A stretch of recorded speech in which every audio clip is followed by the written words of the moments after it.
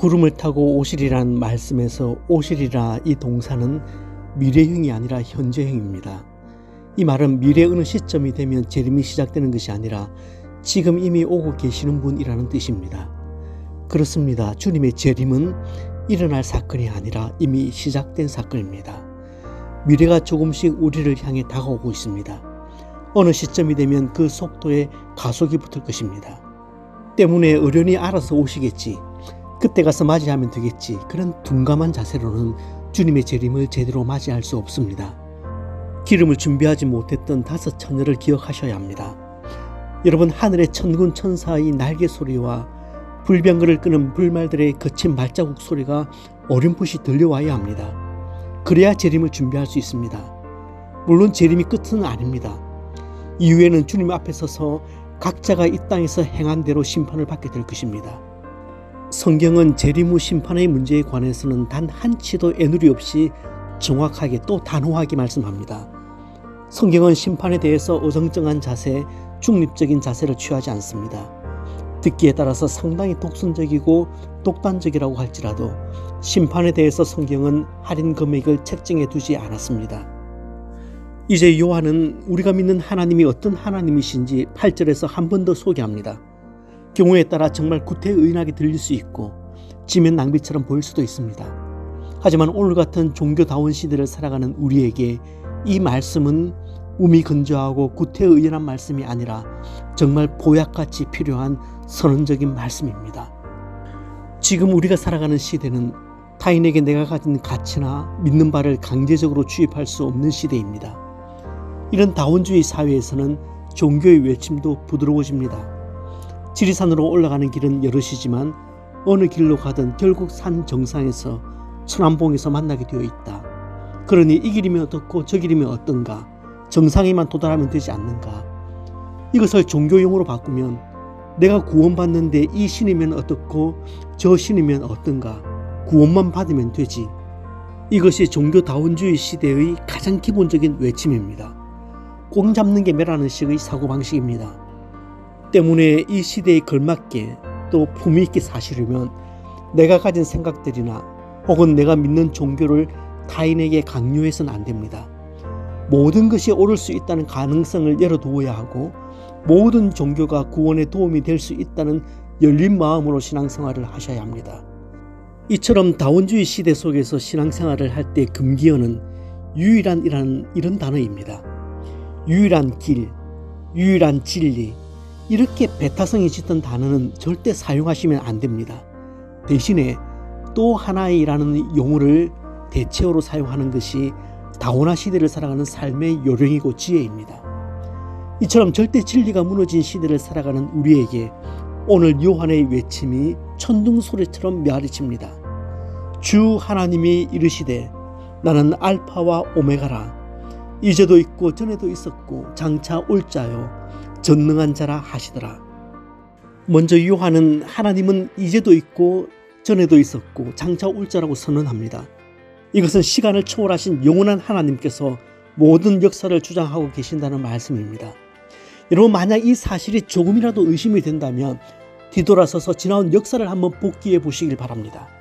애굽, 아수르, 바벨론, 페르시아, 그 어떤 강력한 대적들도 하나님 앞에서는 추풍낙엽이었습니다. 하물며 로마 너희일까 보냐라는 말씀입니다. 여러분을 박해하는 악한 세력들이 지금은 위풍당당해 보이지만 메뚜기도 한철 일하는 겁니다. 하나님 손 한 번만 바라시면 그 세력들은 처참하게 파괴될 것입니다. 그러니 지금 겪고 있는 아픈 현실만 보면서 낙담하지 말고 역사 속에서 일하시는 하나님을 보고 용기를 얻으라는 말씀입니다. 그래도 지금 내가 당하는 고난은 너무 극심한 고난이어서 경우가 좀 다릅니다. 예, 충분히 이해합니다. 고난이라는 것은 저울에 일률적으로 올려서 이게 더 무겁고 저게 더 가볍다고 할 수 있는 그런 성질의 것이 아닙니다. 당신이 당하는 고난은 고난도 아니다. 뭘 그걸 가지고 그러냐? 여러분, 절대 그렇게 말할 수 없습니다. 왜냐하면 고난의 강도는 전부 주관적이고 자기 편향적이기 때문입니다. 누가 뭐라고 해도 지금 내가 당하는 고난이 가장 힘든 고난입니다. 그렇다면 요한의 오늘 말씀에 좀 더 집중해 보십시오. 이제도 있고 전에도 있었고 장차 올 자라는 이 말씀을 헬라어 문법을 근거로 살펴보면 좀 더 분명한 요한의 의도를 알 수 있습니다. 먼저 이제도 있고라는 말은 현재도 물론 계시지만 지속적으로 계속해서 계시는 상태를 말합니다.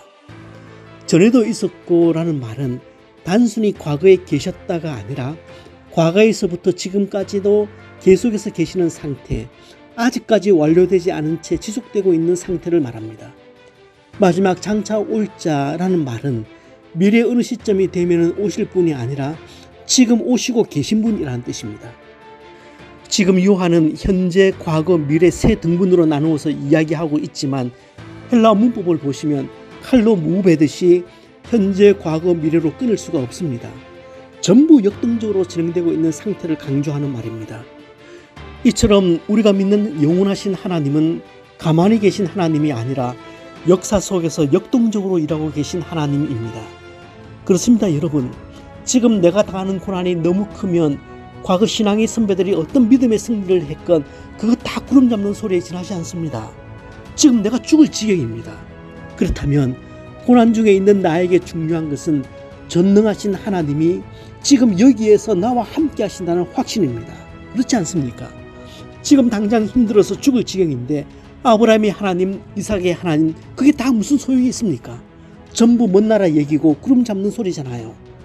나의 하나님이어야 합니다.